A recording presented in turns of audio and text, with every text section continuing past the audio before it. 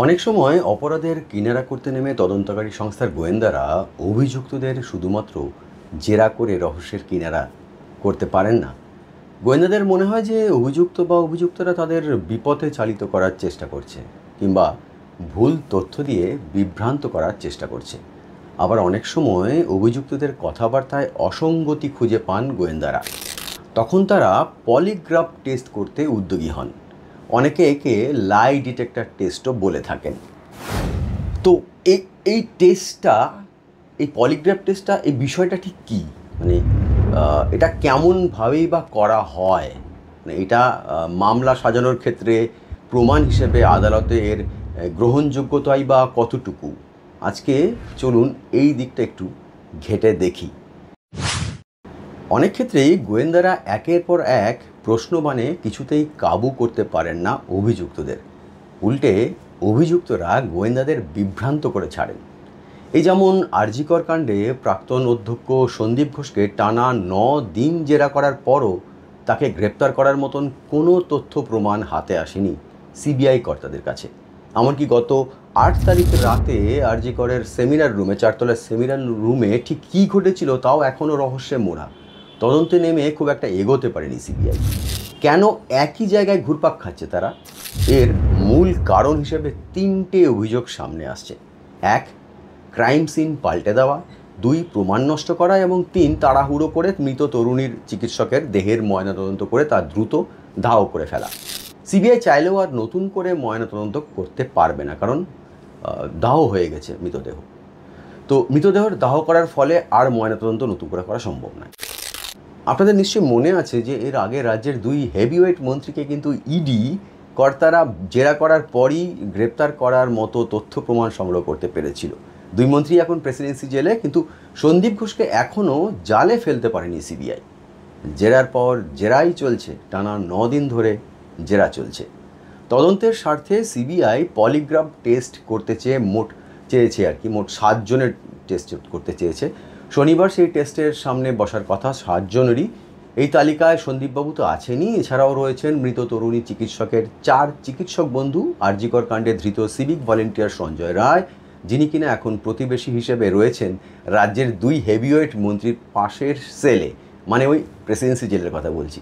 ধৃত সঞ্জয়ের এক ঘনিষ্ঠকেও বসানো হবে পলিগ্রাফ টেস্টের সামনে। এখানে প্রথমে একটা কথা কিন্তু জানিয়ে রাখি, সেটা হচ্ছে যে তদন্তকারী সংস্থার অফিসাররা চাইলেই কিন্তু অভিযুক্তদের বা অভিযুক্তের মানে যারা সন্দেহ তালিকায় রয়েছে সেই ব্যক্তিদের পলিগ্রাফ টেস্টের সামনে বসাতে পারেন না। এর জন্য অভিযুক্ত বা সন্দেহের তালিকায় থাকা ব্যক্তিদের অনুমতি থাকতে হবে এবং আদালতেরও অনুমতি চাই, অর্থাৎ আদালতেরও অনুমতি নিতে হবে, তবেই এই পরীক্ষা করা সম্ভব। শুক্রবারই শিয়ালদা কোর্টের মুখ্য বিচার বিভাগীয় ম্যাজিস্ট্রেট পলিগ্রাফ টেস্ট করার অনুমতি দিয়েছেন। শনিবার সেই প্রক্রিয়া শুরু হয়েছে। পলিগ্রাফ টেস্টের জন্য দিল্লি থেকে এসেছে সিবিআইয়ের বিশেষ টিমও। এখন প্রশ্ন হচ্ছে, এই পলিগ্রাফ টেস্ট পরীক্ষাটা এটা কীভাবে এই পরীক্ষাটা করা হয় আর কতটাই বা তদন্তে সাহায্য করে এর ফলাফল। খুব সংক্ষেপে বলতে গেলে বলতে হয়, অভিযুক্ত মিথ্যা কথা বলছেন কিনা তা যাচাইয়ের পরীক্ষাই হচ্ছে পলিগ্রাফ টেস্ট। পলিগ্রাফ পরীক্ষা সাধারণত জিজ্ঞাসাবাদের সময় শারীরবৃত্তীয় প্রতিক্রিয়ার ওপর নির্ভর করে করা হয়। কার্ডিওকাফ বা সংবেদনশীল ইলেকট্রোটোডের মতো কয়েকটি যন্ত্র তারের মাধ্যমে অভিযুক্তের শরীরের সঙ্গে যুক্ত থাকে। ওই কল্পনা করুন প্রেশার মাপা ও অনেকটা ওই ইসিজি করার মতো আর কি।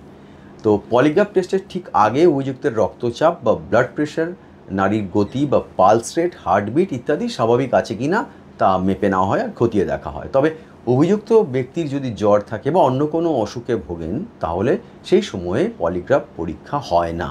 অভিযুক্তের শারীরিক পরিস্থিতি স্বাভাবিক থাকলে তবেই ওই পরীক্ষা করা হয়। পলিগ্রাফ পরীক্ষায় তদন্তকারীরা অভিযুক্তকে তদন্ত সংক্রান্ত একাধিক প্রশ্ন করেন। অভিযুক্ত কোনো প্রশ্নের উত্তর দেওয়ার সময় তার মানে সেই অভিযুক্তের হৃদস্পন্দন মানে হার্টবিট, শ্বাস প্রশ্বাসের যে পরিবর্তন, রিদিম আর কি, রেসপিরেটরি রিদিম বা রক্তচাপের ওঠানামার বিষয়টি একটি বৈদ্যুতিন স্ক্রিন বা মনিটরের মাধ্যমে নজরে রাখেন চিকিৎসক এবং ফরেন্সিক বিশেষজ্ঞরা। এমনকি উত্তর দেওয়ার সময় অভিযুক্তের ঘাম হচ্ছে কিনা তার ওপরও নজর রাখা হয়। প্রতিটি প্রশ্ন শোনার পর এবং উত্তর দেওয়ার সময় অভিযুক্তের শারীরবৃত্তীয় প্রতিক্রিয়াগুলি, অর্থাৎ তিনি কিভাবে রিয়্যাক্ট করছেন তা একটি গ্রাফের মধ্যে দিয়ে একটা মনিটরে ধরা পড়ে।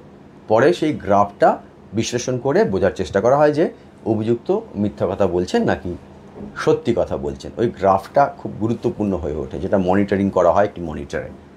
এটা 19 শতকে ইটালির অপরাধ বিশেষজ্ঞ সিজার লোমব্রোসো প্রথম পলিগ্রাফের মতো একটি পরীক্ষা করেন। তিনি অভিযুক্তদের জিজ্ঞাসাবাদের সময় তাদের রক্তচাপের পরিবর্তন মাপার জন্য একটি যন্ত্র ব্যবহার করেছিলেন। পরবর্তীকালে আমেরিকার মনোবিজ্ঞানী উইলিয়াম মার্স্টন 1914 সালে এবং ক্যালিফোর্নিয়ার পুলিশ অফিসার জন লারসন 1921 সালে এই নিয়ে আরও পরীক্ষা নিরীক্ষা চালিয়েছিলেন। একটা কথা এখানে বলে নেওয়া কিন্তু ভালো আপনাদের, সেটা হচ্ছে যে এই যে পলিগ্রাফ টেস্ট, এটা কিন্তু বৈজ্ঞানিকভাবে 100% সঠিক ফলাফল দেয় বলে প্রমাণিত হয়নি এখনও। চিকিৎসকদের মধ্যেও এই পরীক্ষার যৌক্তিকতা নিয়ে মতভেদ রয়েছে।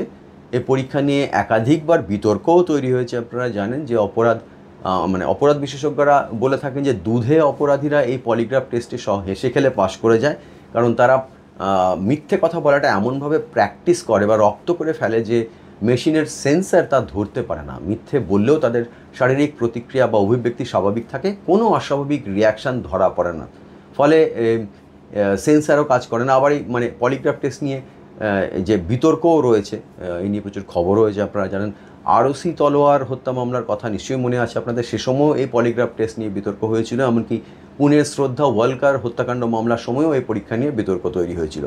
তদন্তকারীরা সেই সময় জানিয়েছিলেন যে রীতিমতো প্রস্তুতি নিয়ে পলিগ্রাফ পরীক্ষায় বসেছিলেন শ্রদ্ধা খুনে মূল অভিযুক্ত আফতাব পুনাওয়ালা। কি প্রশ্ন আসতে পারে পরীক্ষার আগেই সেই নিয়ে তৈরি করে ফেলেছিলেন, নিজে তৈরি হয়ে গিয়েছিলেন আর কি। কীভাবে তদন্তকারীদের প্রশ্নের জবাব এড়িয়ে যাবেন সম্ভবত তারও একটা মহড়া দিয়ে রেখেছিলেন তিনি। যদিও সম্প্রতি ভারতে তদন্তকারী সংস্থাগুলির কাছে সত্য মিথ্যা যাচাইয়ের ক্ষেত্রে একটি বড় অস্ত্র হয়ে উঠেছে এই পলিগ্রাফ এবং নার্কো অ্যানালিসিস টেস্ট। এটা অনেক ক্ষেত্রেই করা হয়ে থাকে। আবার আইনের দিক থেকে দেখতে গেলে কিন্তু বলতে হয় যে পলিগ্রাফ পরীক্ষার ফলাফলকে কোনোভাবেই অভিযুক্তের স্বীকারোক্তি হিসেবে বিবেচনা করা হয় না, অর্থাৎ আদালতে এই স্বীকারোক্তি গ্রাহ্য হয় না।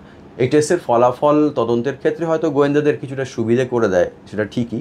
তবে পরীক্ষা চলাকালীন নতুন কোনো তথ্য যদি তদন্তকারীদের হাতে আসে তাহলে তারা তা আদালতে জমা দিতে পারেন। এখন দেখা যাক যে আরজি কর কাণ্ডের তদন্তে এই পলিগ্রাফ টেস্ট কতটা প্রভাব ফেলতে পারে। সিবিআই কর্তাদের এই পলিগ্রাফ টেস্টের ফলাফল কোনো আরও দেখাতে পারে কিনা। আজ এখানেই থামলাম। ফিরে আসবো আবার এরকমই কোনো গুরুত্বপূর্ণ খবর, ঘটনার ভেতরের খবর ও তার চুলচেরা বিশ্লেষণ নিয়ে। বিটুইন দ্য লাইন্স উইথ চিনুতে এই ধরনের বিশ্লেষণধর্মী খবরের খোঁজ পেতে হলে এই চ্যানেলটাকে সাবস্ক্রাইব করে নোটিফিকেশান সেটিংস অন করে রাখতে অনুরোধ করব। আজকের মতো তাহলে বিদায় নিচ্ছি। আমি চিনু, সঙ্গে থাকুন।